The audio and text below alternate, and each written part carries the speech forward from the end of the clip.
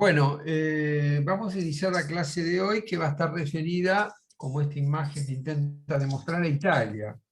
En realidad Italia e Inglaterra son los dos países que hay que ver en la segunda posguerra, ¿no? Porque plantean cambios y transformaciones a lo que estaba pasando en la arquitectura desde diferentes bases, pero es interesante ver ambos. Podemos decir que Italia siempre tuvo un nivel alto de arquitectura, tuvo aportes en todos los periodos. Y en la cultura arquitectónica de los años de la posguerra va a aparecer un problema que está en la base de lo que vamos a ver centralmente hoy, que es la obra de Aldo Rossi, que es la relación entre modernidad e historia, ¿no? Empezando por los futuristas, ¿no? Que decían que había que quemar los museos, destruir las viejas ciudades, es decir, destruir aquello que caracterizaba a Italia, ¿no? Sacar, tirar por la ventana todo aquello que era ese glorioso pasado histórico, ese patrimonio histórico, y empezar desde cero, una posición típica de vanguardia, ¿no? Sin embargo, con el paso de los años, sabemos que en el 22 triunfa el movimiento fascista, que es uno de los primeros movimientos totalitarios que viene de alguna manera a intentar resolver el problema del vacío de poder y de la crisis que se había originado en la primera posguerra, ¿no? Después va a venir el nazismo en Alemania, que copia bastantes elementos del fascismo, pero bueno, el fascismo lo que tiene que es un movimiento mucho más, digamos, abierto, en el sentido que tiene adhesiones desde muchos lados. Y por ejemplo, el futurismo como vanguardia va a adherir al fascismo. Y, a ver, perdón porque no pasa la imagen.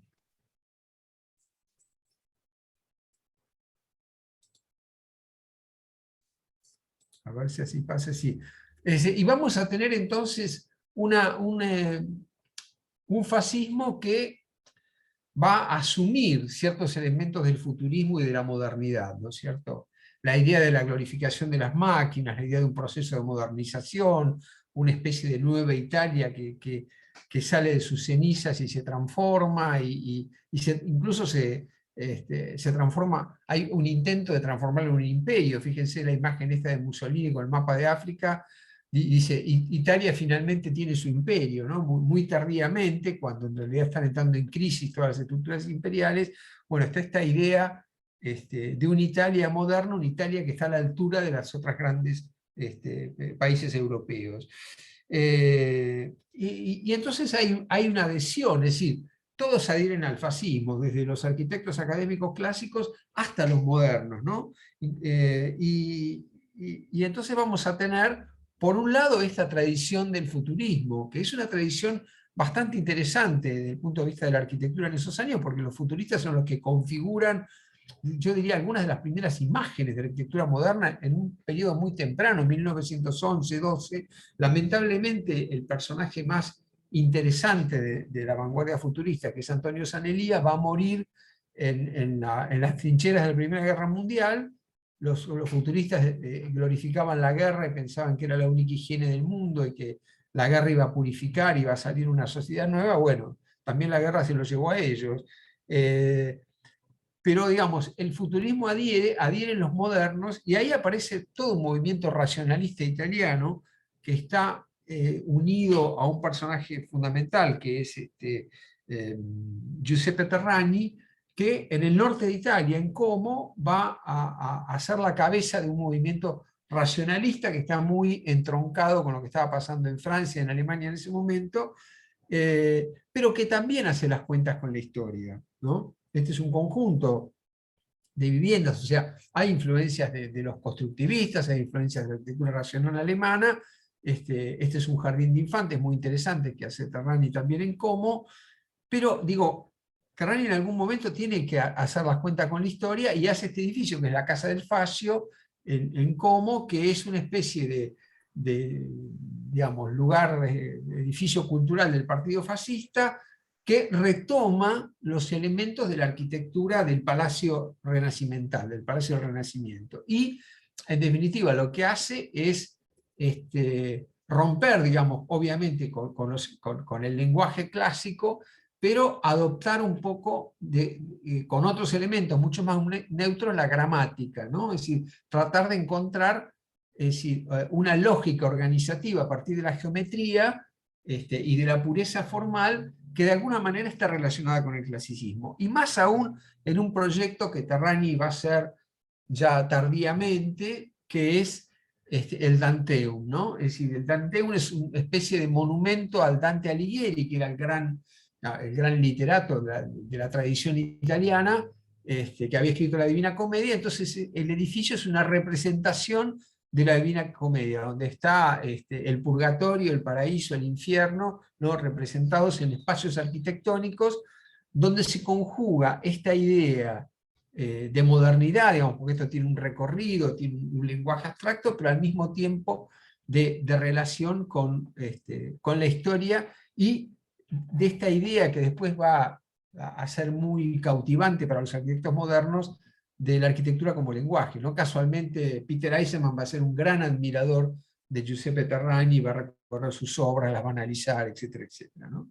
Esta es un poco la idea, donde aparece toda la cuestión de los rectángulos, de las proporciones áureas, y todo lo que estaba en la tradición romana, digamos, y clásica, vuelve a aparecer en este edificio, sublimado a partir de una concepción moderna, pero que no escapa del monumentalismo que aparece con mucha fuerza en otros sectores, ¿no? Más ligados a la tradición académica, como es el caso de Marcello Piacentini, que es un poco, se transforma en el arquitecto del fascismo, y es el que organiza el EUR 42, que iba a ser una gran exposición fascista en Roma, que se ve truncada, se ve fracasa, digamos, si los edificios alcanzan a hacer, pero la exposición no se hace porque estalla, digamos, la Primera Guerra Mundial. Perdón, la Segunda Guerra Mundial, ¿no? Pero bueno, lo que aparece acá es una especie de revitalización abstractizada del monumentalismo de la arquitectura romana imperial, ¿no? Como que este nuevo imperio retoma las bases de aquel imperio glorioso, digamos, del pasado, ¿no? En realidad este edificio lo hace un arquitecto, uno de los arquitectos es Lapadula, que después va a venir a Argentina y va a ser profesor en la Universidad de Córdoba. Obviamente, si bien la mayoría, y esto es interesante, de los arquitectos del fascismo tienen una reconversión y pasan, que los modernos del fascismo, incluso también los clásicos, pasan al nuevo Estado italiano después de la guerra, en este caso Lapadula, que había hecho el edificio emblemático del fascismo, no le queda otra que emigrar, digamos, ¿no? A la Argentina. Bueno, esta es un poco la idea, es muy parecida a la arquitectura que hace el nazismo en esos años, una especie de clasicismo abstractizado, donde desaparecen los órdenes de arquitectura, pero la monumentalidad, la simetría, ¿no es cierto? El uso, yo diría, severo de los materiales, a la manera del neoclasicismo, está presente en toda esta arquitectura. Que en la Argentina se va a reproducir durante el primer periodo del peronismo, aunque el peronismo, como el fascismo, internamente va a tener muchas tendencias. Entonces va a haber arquitectos modernos en el peronismo, como va a haber arquitectos académicos, ¿no es cierto? Entonces se va a hacer la Fundación Eva Perón, pero también se va a hacer el Teatro San Martín. Bueno, lo mismo pasaba en el fascismo, y muchos de los arquitectos empiezan siendo fascistas. Algunos siguen convencidos, como Terragni, que va a pelear al frente ruso y vuelve y muere a partir de las heridas recibidas del frente ruso. Otros, como Giuseppe Pagano, se van a volver antifascistas y lo van a terminar matando en un campo de concentración, digamos, antes que finalice la guerra. O sea, hay una especie de crisis interna de identificación de la arquitectura moderna con el fascismo, que va a derivar en el surgimiento perdón, el surgimiento de muchos arquitectos que se inician en los años 30 y que en los años 40 van a pasar a ser modernos. Incluso la misma revista Casa Vela, la gran revista representativa de la arquitectura moderna en Italia, Después de la guerra se va a llamar Casa Bella Continuità, o sea, Casa Bella Continuidad, porque entienden que hay un hilo conductor de la modernidad que no se pierde y que a pesar de los regímenes políticos distintos, esa antorcha de la modernidad permanece. Ahora, viene el fin de la guerra es muy traumática para Italia, porque en el 43, digamos, si lo vemos desde el punto de vista de la historia política, cae el régimen de Mussolini, Italia intenta liberarse, se ha producido un desembarco aliado en Sicilia, sin embargo Mussolini es rescatado por los nazis y forma un estado fascista en el norte de Italia, y los nazis invaden Italia, ahí se produce toda una, podemos decir, un frente, ¿no? que se va a continuar a lo largo de toda la guerra, prácticamente hasta el fin de la guerra. Los nazis se van a rendir en el norte de Italia, muy cruenta, que va a producir destrucción de ciudades, casi una especie de guerra civil entre los adeptos al fascismo y una resistencia que está conformada por lo que luego va a ser la democracia cristiana y fundamentalmente por el comunismo, que se oponen, digamos, a la presencia alemana y al fascismo, bueno, y lo que genera digamos, que la resistencia en Italia tenga muchísima fuerza y luche contra el nazismo, y eso va a tener consecuencias en la posguerra. ¿Por qué? Porque una vez que Italia queda liberada, Italia va a quedar del lado, digamos, de la repartija que han hecho entre Roosevelt, Stalin y Churchill, del lado aliado, del lado occidental, pero tiene un fuerte partido comunista. Por lo tanto, durante toda la posguerra, yo diría hasta la década del 80, va a ser una de las grandes pesadillas para Occidente que los comunistas, que se van transformando y se van construyendo como un partido muy autónomo y diferente al de la Unión Soviética, ganen las elecciones democráticamente y aparezca un gobierno comunista en pleno corazón de Occidente, ¿no? Por lo tanto, esto le va a dar otra tensión mucho más fuerte al fenómeno italiano, que va a estar marcado, y eso es lo interesante, por un gran debate intelectual, artístico, y van a surgir en la posguerra, digamos, un montón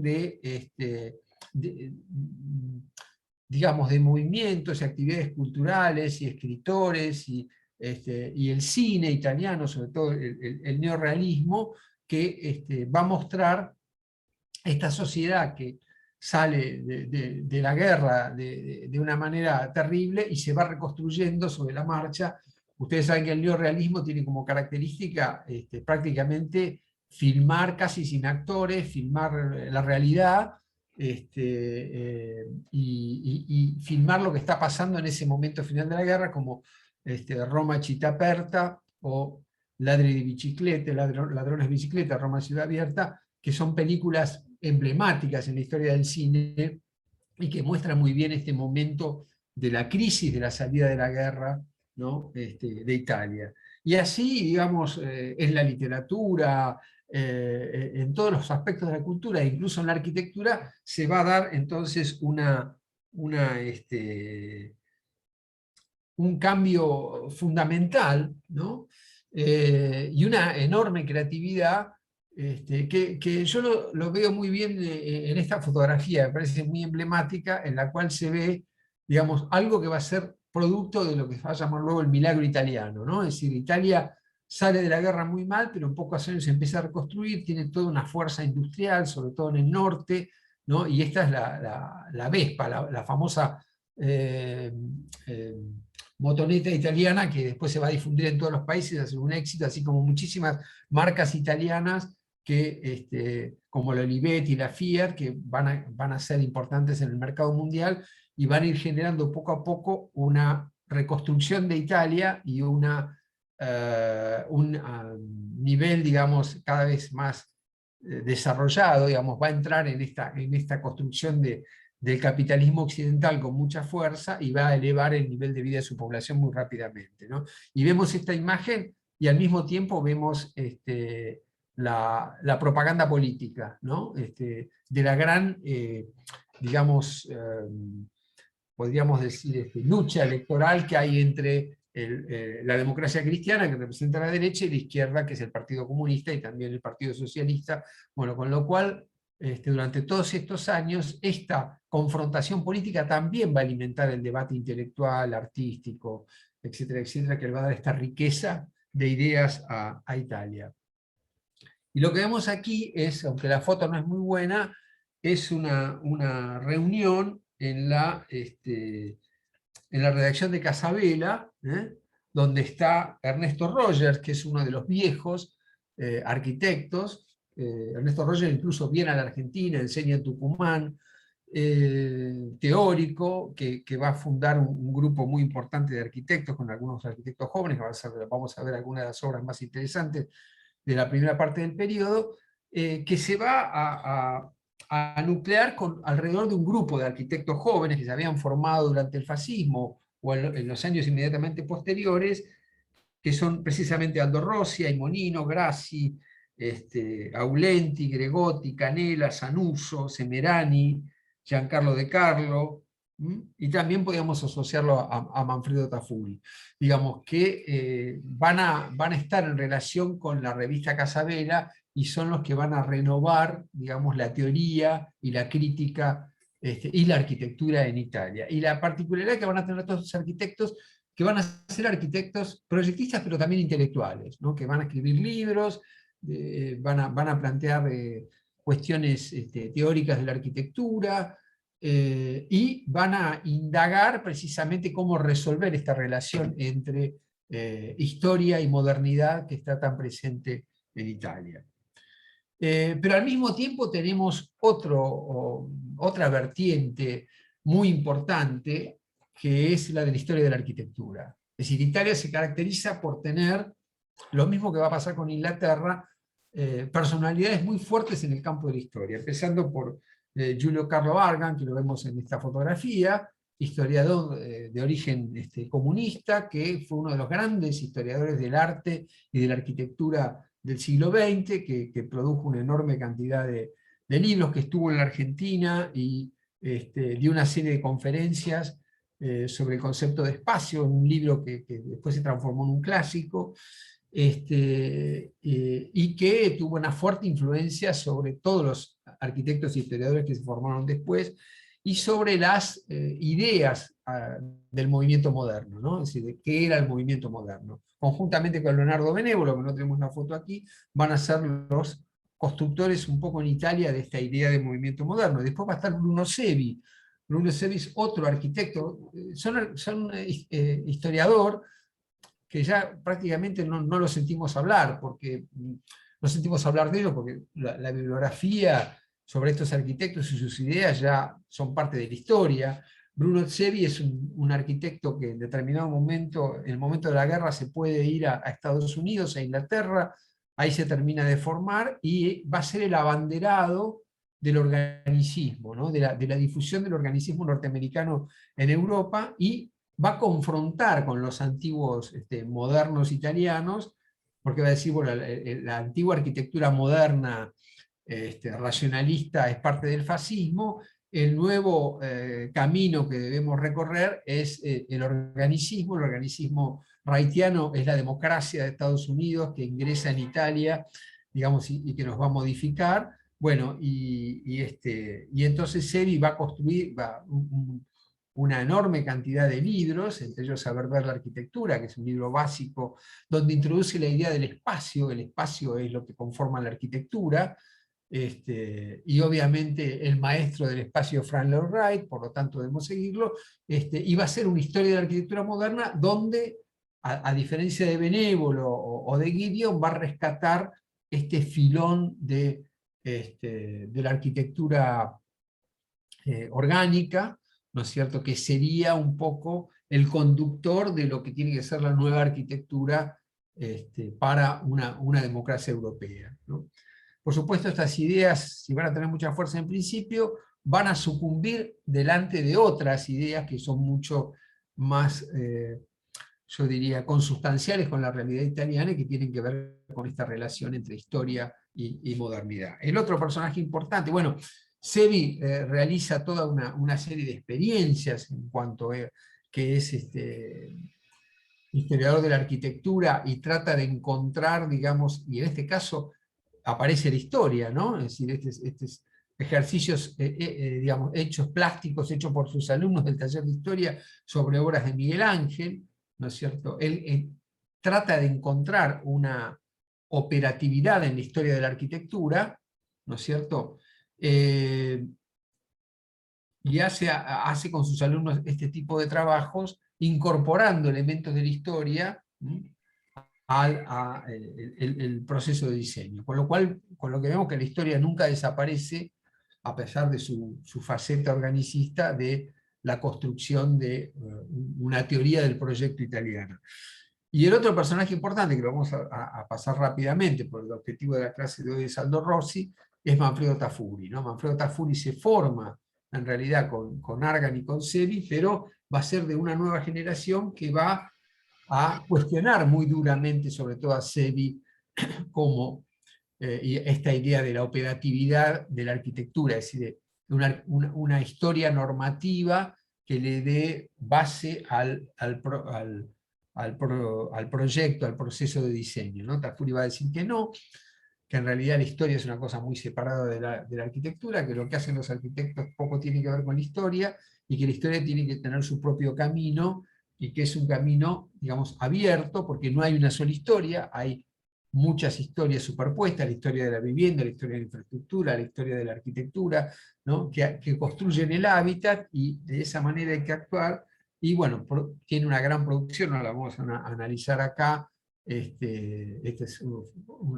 Tafuri murió muy joven, esta es una de sus últimas fotografías, y va a producir estos libros que van a ser importantísimos en la discusión de la cultural de Italia, sobre todo en los años 70 y los años 80, digamos, ¿no? Cuestionando el movimiento moderno, cuestionando sus bases, diciendo desde una posición muy hacia la izquierda, digamos, de que en definitiva la arquitectura moderna lo único que hacía era responder al plan del capitalismo, ¿no es cierto? Y que era funcional ese plan del capitalismo, y que no había propuesto ninguna transformación, que la transformación no se iba a dar desde la arquitectura, etcétera, etcétera. Ahora bien, si esta es un poco digamos, fíjense cuántas ideas están dando vueltas, cuánto debate hay, después hay un montón de intelectuales e historiadores que trabajan en la misma dirección, o sea, o de Tafuri, o de Sevi, o de Benévolo, con lo cual el ambiente cultural es riquísimo, y al mismo tiempo aparece un tema que me parece central para analizar a Rossi, que es el tema del centro histórico, ¿no? En los años de la posguerra se arma una asociación de la cual muchos de estos historiadores van a ser parte, que se llama Italia Nostra, que se hace en defensa del patrimonio, y plantea un debate en relación a los centros históricos, porque al mismo momento que Italia está saliendo de la crisis de la guerra y está creciendo, bueno, se empiezan a renovar sus ciudades, y aparece una enorme especulación inmobiliaria que amenaza a los centros históricos, ¿no? Los centros históricos son, de alguna manera, sitiados por esta cultura de la especulación inmobiliaria, que empieza a destruir la calidad de los centros históricos, y contra esto van a reaccionar los arquitectos. Entonces, bueno, va a haber en algunas ciudades donde cambie, digamos, sobre todo en las periferias urbanas, muchísimo la ciudad, y se dé pie a esta especulación urbana, y se construyan grandes barrios de rascacielos o de bloques, perdón, a la medida de lo que era la urbanística de la posguerra. Y hay lugares como Bolonia, que estaba gobernada por el comunismo, donde va a haber una reacción, y en algunas otras ciudades, pero son reacciones menores, para frenar esta especulación sobre el centro histórico, ¿no? En el caso de Bolonia va a aparecer un personaje que es Campos Benuti, que va a ser un poco el director de todo esto, y una idea de no permitir el acceso de la especulación al centro histórico, es decir, hacer leyes de preservación bastante, digamos, duras, e intentar revitalizar el tejido histórico, ¿no? Intentar entonces relevar todo el centro histórico, relevar su morfología, relevar sobre todo las tipologías, y a partir de allí hacer con pequeñas intervenciones transformaciones que eviten lo que después se llamó la gentrificación, que es un poco que esos sectores que tienen cierta calidad morfológica e histórica sean parte de lugares de vida de las clases altas o con mejor poder adquisitivo, y que los sectores que vivían originalmente en estos barrios centrales de las ciudades sean un poco expulsados hacia la periferia. Bueno, el modelo de Bolonia tiende entonces a revitalizar las tipologías, utilizando no por ahí criterios tan exactamente patrimonialistas como muchos hubieran querido, con intervención de cooperativas, de arquitectos digamos, que no tenían una formación patrimonial, pero que intentaban salvar las tipologías, revitalizarlas y generar entonces la reutilización por los mismos habitantes de ese tejido que estaba degradado, ¿no? Y realmente tiene éxito, e incluso lo que se propone es a la revitalización de muchos espacios, que eran espacios públicos, edificios del Estado, que estaban en muy malas condiciones o que ya no cumplían más las funciones, readaptándolo a nuevas funciones que tenían que ver con el tejido barrial y con la revitalización de esas comunidades, ¿no? Este es un ejemplo muy puntual, pero tiene que ver con el debate y lo que está sucediendo en general en toda Italia. Y ahí aparece la figura de Aldo Rossi, que no la podemos entender sin todo este contexto previo, es decir, un contexto que tiene que ver con, bueno, qué hacemos con la historia, y al mismo tiempo, qué hacemos con nuestras ciudades, qué hacemos con los centros históricos, y cómo reactivamos una relación con esa historia que está prácticamente en el contexto de todos los días, ¿no? Bueno, y ahí aparecen, antes de Rossi, algunas alternativas, por ejemplo, esta es la famosa Torre Velasca, que la hace Rogers con un grupo de arquitectos, que fue muy criticada por el ala más dura del movimiento moderno, porque retomaba ciertos elementos tipológicos de una torre medieval, ¿no es cierto? Y aparecía una especie de rascacielos en el centro de Milán, con una particularidad que ellos interpretaban tenían que ver con las torres medievales italianas, ¿no es cierto? O el caso de Gavetti y Isola, que hacen en la zona de Torino una arquitectura que retoma elementos del Liberty, del Art Nouveau italiano de principios del siglo. Entonces estos arquitectos van a ser también duramente criticados. Esta arquitectura se ha llamado Neo-Liberty, ¿no es cierto? Y tiene que ver con esta idea de recuperación histórica. O sea, la crítica es, no se puede ingresar a la ciudad, al centro histórico, con una arquitectura absolutamente racional y moderna, sino que tiene que haber una mediación, ¿no?, con lo que ya existe.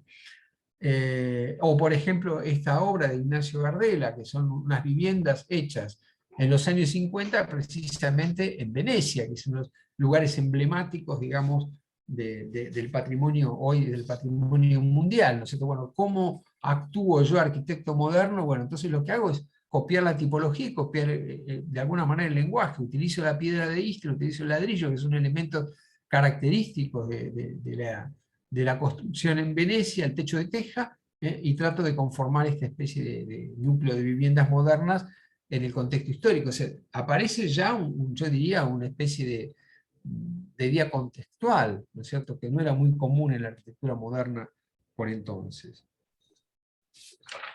Y bueno, y ahí tenemos a Aldo Rossi, ¿no? Aldo Rossi, que se forma en Milán, que antes que nada no solamente es un arquitecto proyectista, sino que es un crítico y un intelectual. Y antes de aparecer como proyectista, era ya conocido por el trabajo en Casa Vela, por los artículos que firmaba en Casa Vela, y por cierta también afición a la historia. Él es muy interesado en la historia regional de la Lombardía, en la arquitectura en la arquitectura, digamos, neoclasicista de la zona de Milán, y también en la arquitectura rural, ¿no? Donde él encuentra, de la llanura padana, la arquitectura rural, encuentra los ecos del clasicismo, ¿no? Como el clasicismo se puede ir, de alguna manera, divulgando, cómo se fue divulgando lo que se llama la edilicia popular, ¿no? Que está unida a la clasicidad. Y ahí es donde Rossi empieza a pensar la arquitectura como un hecho colectivo que se desarrolla en el tiempo, ¿no? Que no es una construcción individual, es una construcción de la sociedad. Tiene que ver con lo antropológico, ¿no? Tiene que ver con los modos, las formas de vida, las permanencias, y que a pesar de que hay cambios a lo largo del tiempo, ciertas ideas permanecen, ¿no? Hay como un sustrato, digamos, cultural que está más allá de las transformaciones históricas. Y entonces él va a bucear en la historia para construir una poética, ¿no? Sobre todo va a ir hacia la idea de tipo. Idea que los que cursaron Historia 2 con nosotros recordarán se desarrolla durante los siglos XVIII y XIX, y donde va a aparecer explicitada con más claridad es en Quatremer de Quincy, que es un gran teórico de fines del siglo XVIII, principios del XIX, que hace un diccionario histórico de arquitectura y ahí define la voz tipo, ¿no? Y esa voz tipo la va a rescatar Giulio Carlo Argan y la va a publicar en la década del 50, y de ahí la va a tomar Rossi y le va a incorporar a su poética, podemos decir, ¿no? Es decir, la idea de que existirían en la cultura, y sobre todo en la cultura clásica, existen como tipos esenciales, que no son, digamos, resumibles en una imagen, sino que son conceptos, ¿no? La tira, el patio, la planta central, etcétera, etcétera. Son como formas de organización que pueden tener una infinita variabilidad, pero siempre responden a un mínimo común denominador, ¿no? Y eso sería el tipo. Rossi, esto lo anticipo, me parece que lo que hace es desenganchar la idea de tipo de la idea de carácter. El carácter es lo que le da materialidad al tipo, ¿no? Y yo creo que Rossi se olvida un poco de la materialidad en toda su obra posterior. Y entonces va a seguir buceando en la arquitectura del siglo XVIII, que le interesa mucho, y sobre todo en los llamados arquitectos revolucionarios, en Boulez, en Ledoux. Ahí encuentra una idea que va a ser central también en su construcción poética, que es la idea de autonomía de la arquitectura, algo que había planteado Jacques-François Blondel en el siglo XVIII, que es esta idea de que la arquitectura, más allá de que se construya o no, tiene una autonomía disciplinar y pueden hacerse proyectos que no necesariamente van a ser construidos, y también pueden establecerse diálogos, una ligazón entre diferentes arquitecturas a lo largo de la historia, ¿no? Que reflexionan sobre sí mismas, ¿no? Bueno, esta es la imagen de las barreras de Ledoux en París, y sobre todo el arquitecto que más le va a interesar es Boulez. Él va a traducir al italiano a principios de los años 60 el Tratado de Boulez, que había permanecido inédito en la Biblioteca Nacional de Francia hasta la década del 50, que fue publicado en inglés. Él lo rescata, hace una introducción y lo publica en italiano, y esta idea de autonomía, esta idea, lo que decía Boulez,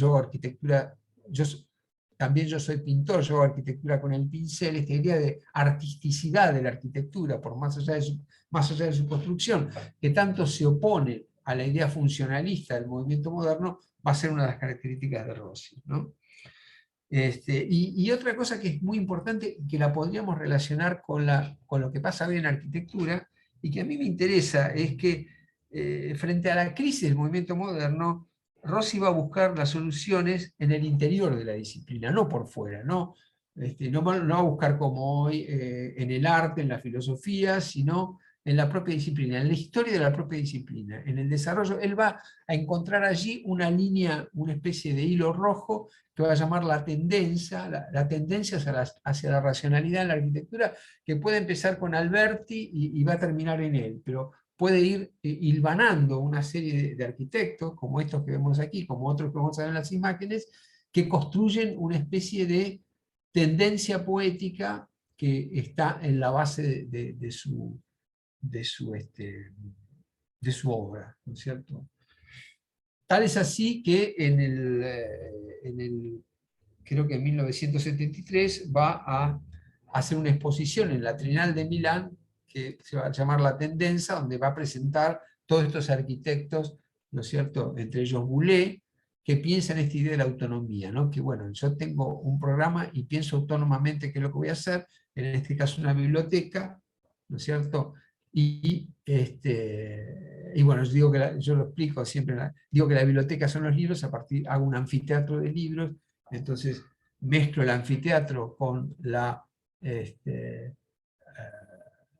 idea del espacio termal y entonces hago un edificio, juxtapongo tipologías y hago un edificio. Esa característica Rossi la va a utilizar muy fuertemente, ¿no?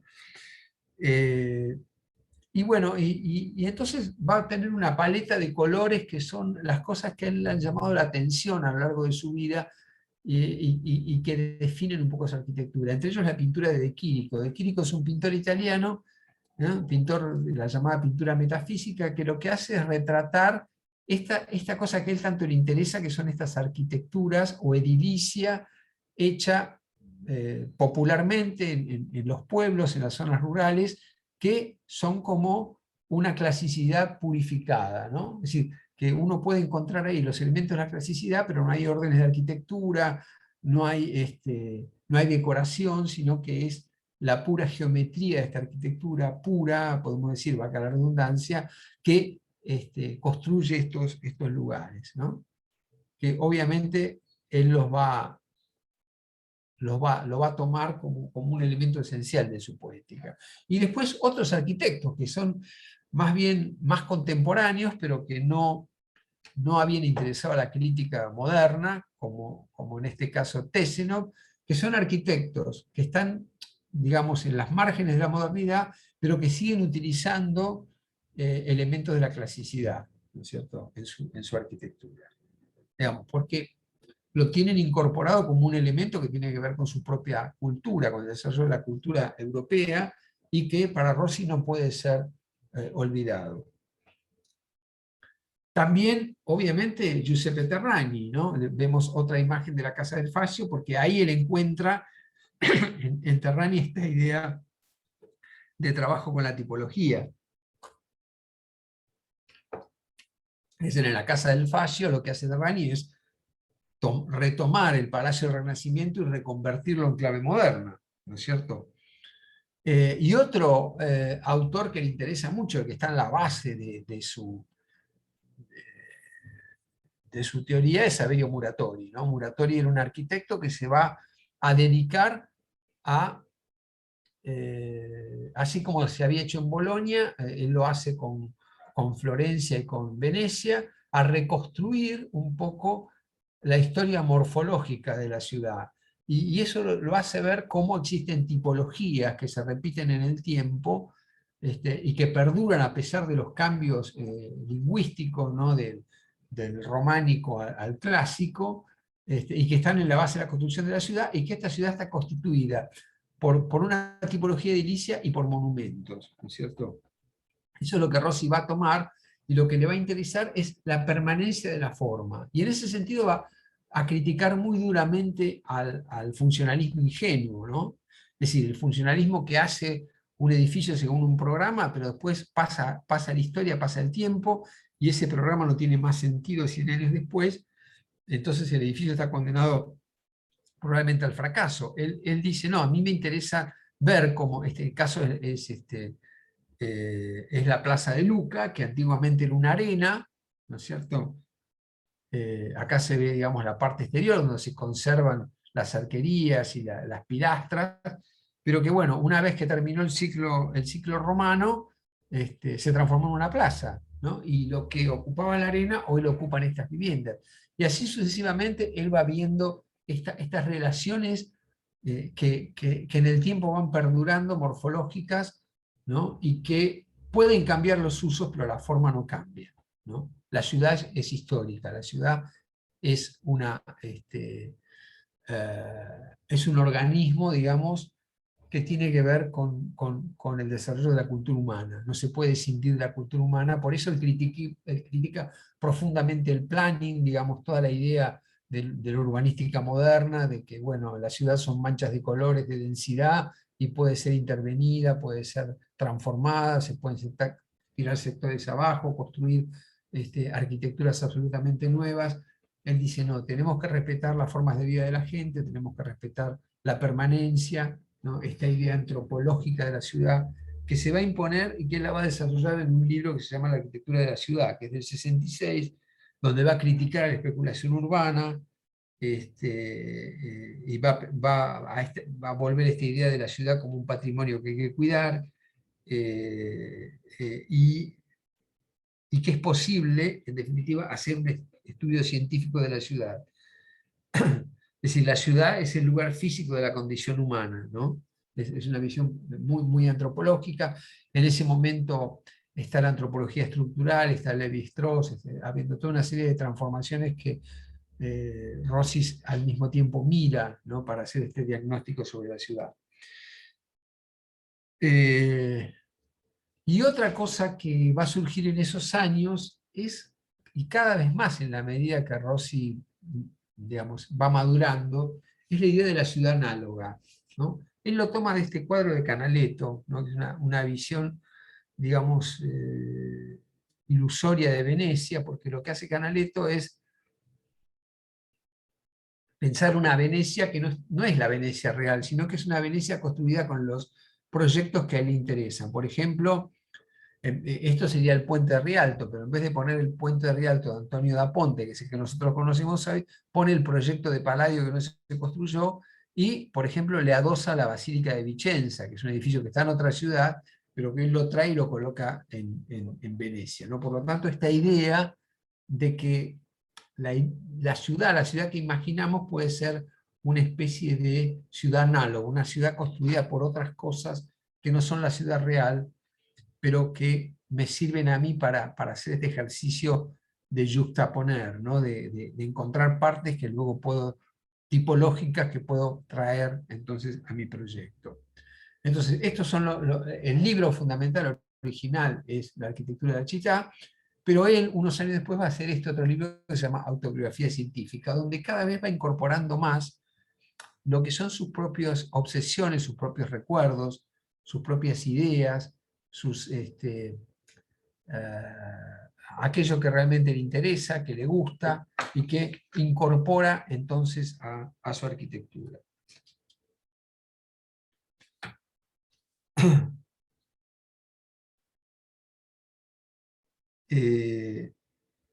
Y allí, entonces, a partir de esto es que podemos analizar un poco su obra, ¿no? En este caso es la escuela de Fagnano Olona, que es una de las obras primeras que él hace, en el cual vuelve a esta reconstrucción un poco ¿no? Iluminista, ¿no? Con la arquitectura, la tipología del patio, ¿no? Con las aulas, pero también la imagen de la pureza de la arquitectura de Boulez, ¿no es cierto? Es decir, se desentiende un poco de la idea de movimiento moderno y plantea esta analogía tipológica con la historia. Al mismo tiempo participa con su amigo Carlo Aimonino de un conjunto. Aimonino hace la mayor parte y le reserva este bloque a Aldo Rossi, donde él reconstruye la idea de tipología de tira, de vivienda, y bueno, que después va a ser muy criticado porque es una arquitectura desnuda, muy a la manera de Quirico, ¿no? Que no tiene absolutamente nada, que recree un poco esta arquitectura de de los lugares, digamos, podemos decir, de las casas de campo de la Lombardía, de la llanura padana, ¿no? Donde hay esta idea de clasicidad, pero sin ornamento. Y él dice que, bueno, que en definitiva él hace esto y que el color se lo va a dar la gente, ¿no? Con la ropa tendida, poniendo macetas, agregando colores. Es decir, eso está en manos de la gente y no del arquitecto. El arquitecto es lo que tiene que construir es el tipo casi puro al que luego las intervenciones le van a dar una vida distinta. Esta es un poco la imagen, ¿no? Esta imagen muy a la manera de Quirico, muy, yo diría, criticada contemporáneamente. Y el otro gran proyecto de Aldo Rossi va a ser el cementerio de San Cataldo en Módena, que lo que hace, en definitiva, es trabajar desde una idea tipológica original, que es un monumento, un cementerio contiguo que tiene esta idea de patio cerrado, ¿no es cierto?, que era característica del siglo XVIII, donde se construyó ese monumento, creo que está la imagen acá, es este que se ve aquí. Pero a partir de allí, a partir del tipo original, él les va a juxtaponer algunas ideas propias, ¿no es cierto?, que tienen que ver con su idea acerca de la muerte, con sus recuerdos, con sus fantasías.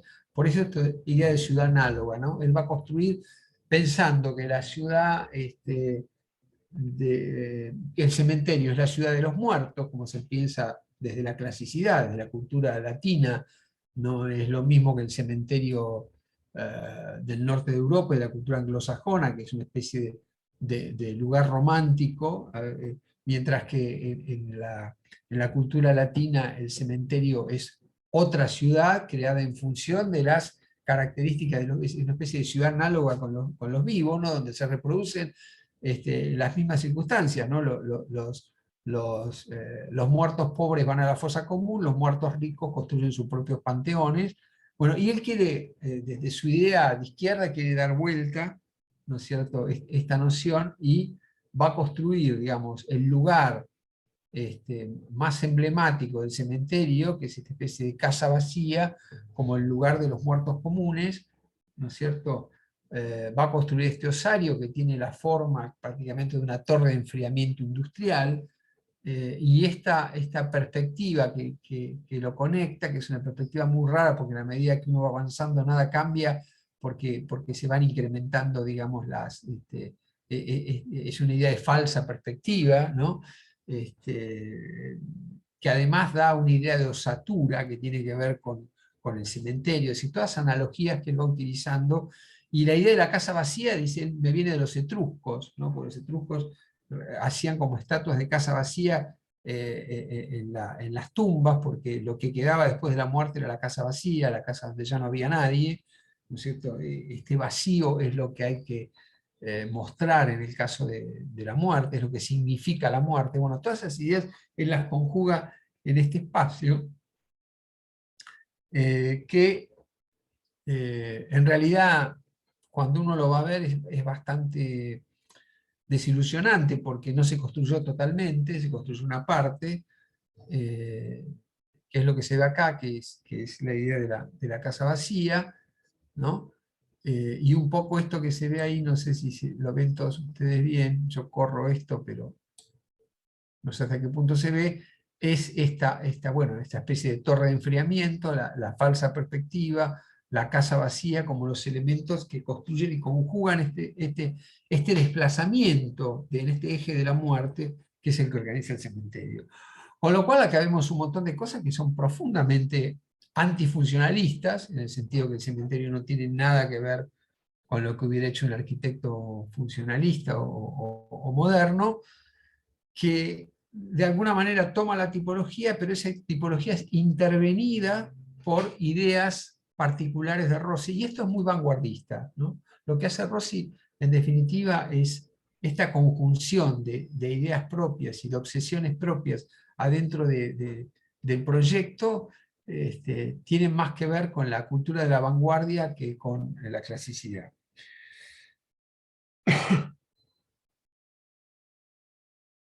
O sea, en definitiva, lo que hace es utilizar una tipología original, pero al mismo tiempo la carga de otros elementos que empieza a jugar.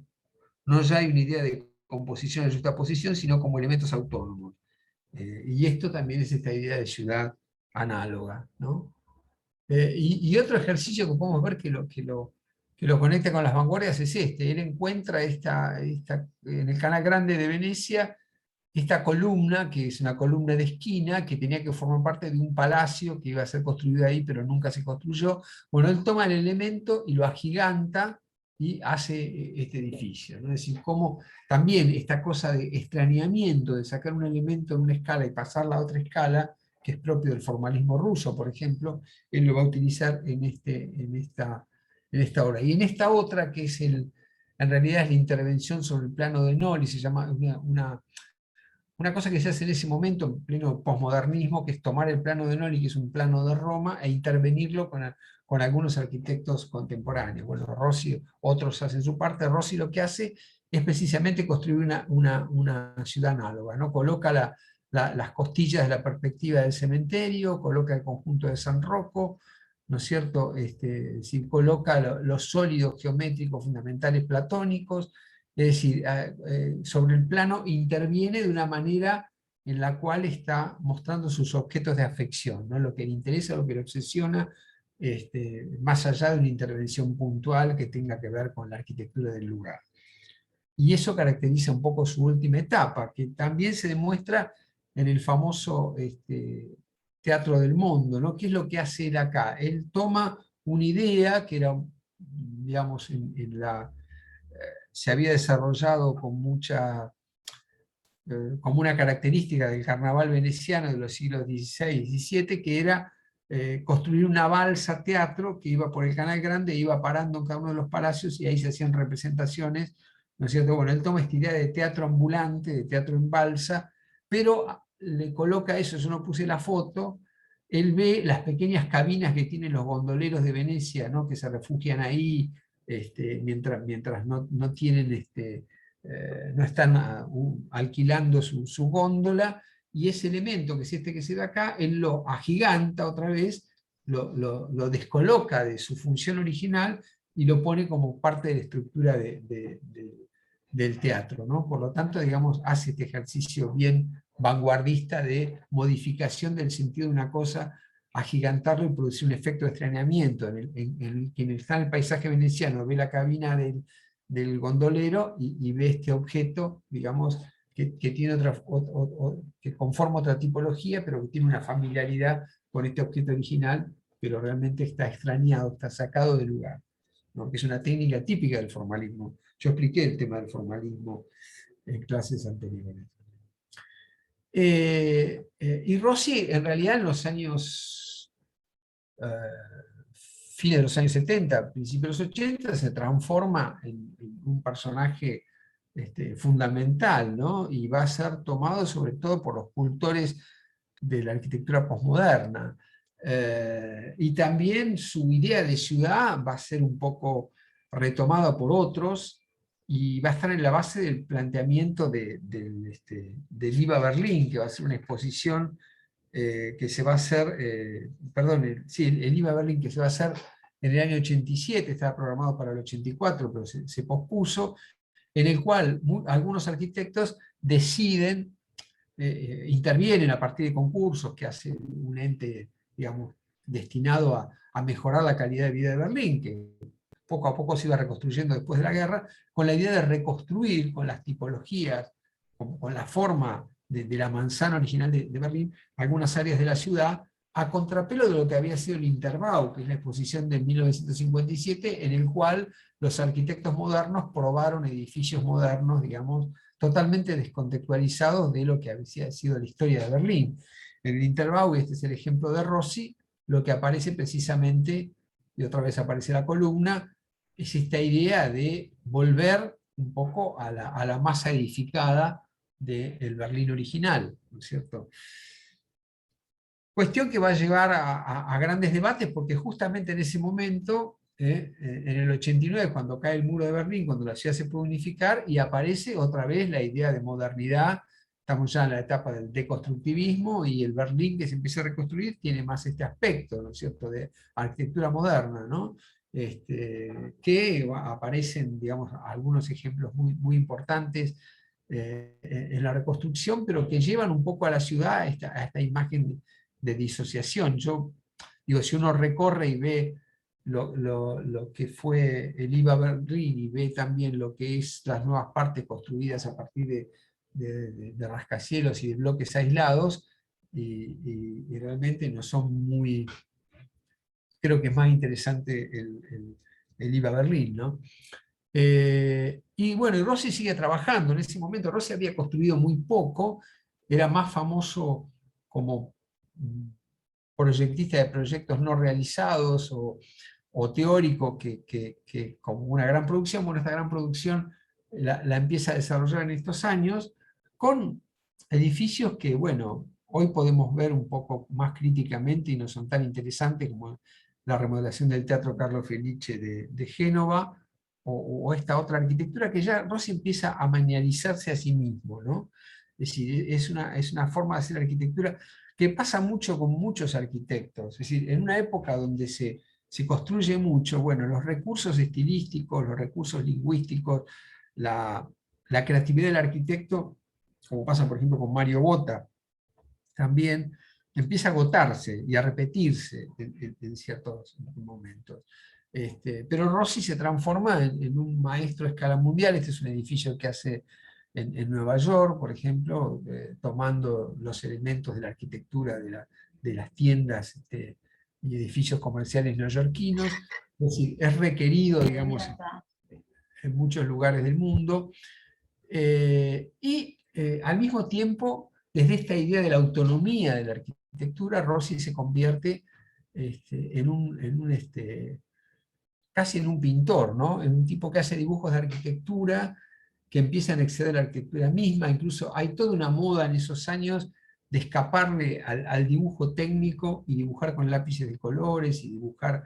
Y Rossi empieza a dibujar sus propias obsesiones, ¿no? Lo que identifíquense que acá aparece la torre de enfriamiento, aparece el Galaratese, y por ejemplo sus objetos de afección, la cafetera, ¿no es cierto? El Teatro del Mundo, dibujado con otro proyecto de él que no se construyó, y ahí aparece la iglesia del Redentor de Palladio, ¿no? Todos dialogando en un mismo espacio, un espacio que es íntimo, que es del lápiz de color, del dibujo. Si los dibujos de Rossi se van a vender en galerías de arte como artista plástico.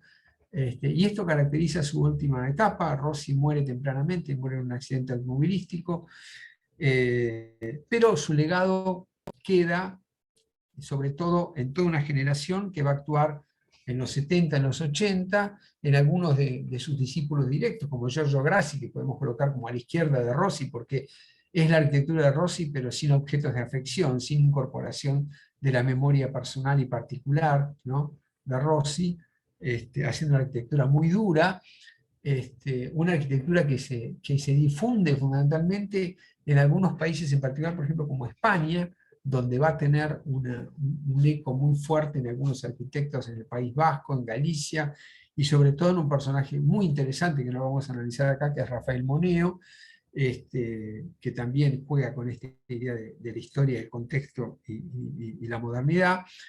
En algunas revistas, como 12 Construcción de la Ciudad, fíjense que esta es de 1975, que son las que empiezan a divulgar de manera internacional esta arquitectura que era tan italiana, que en el fondo se comprende bastante mal, ¿no? Porque Rossi es muy fácil de copiar, era cuestión de hacer fachadas con ventanitas cuadradas y blancas, y uno ingresaba en este mundo de Rossi, pero hay que entenderlo a Rossi, hay que entender sus propias obsesiones, hay que entender la cultura italiana de ese momento, su adscripción al Partido Comunista, su visión de los centros históricos, crítica y progresista, para entender esta arquitectura que muchos confunden mal, ¿no? La confunden con la arquitectura del fascismo, con el monumentalismo, y Rossi dice, no, en realidad la arquitectura está más allá del uso que le puedan dar los movimientos políticos. Tiene que ver con esta continuidad antropológica de la cultura.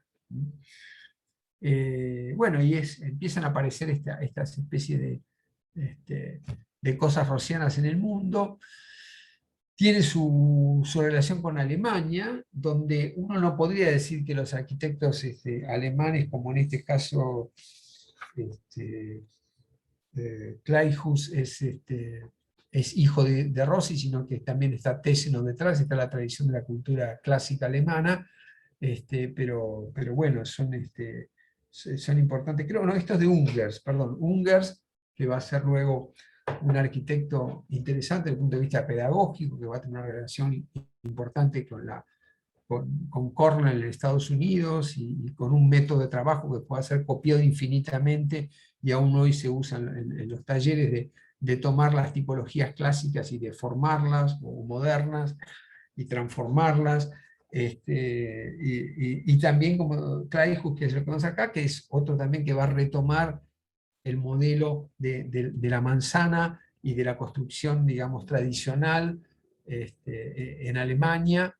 Y vamos a tener su epígono local en uno de los personajes que yo creo que fue uno de los que mejor entendió a Rossi, este, fuera de Rossi, acá en la Argentina, que es Tony Díaz, que hace el barrio Centenario de Santa Fe, donde él promueve una especie de después de tantos fracasos de los grandes conjuntos habitacionales de las décadas del 60-70, con Lugano y Fuerte Apache, etcétera, etcétera, volver a la manzana, ¿no? Volver a la manzana de poca altura, sin ascensor, haciendo este tipo de arquitectura, que es una arquitectura además muy pensada eh,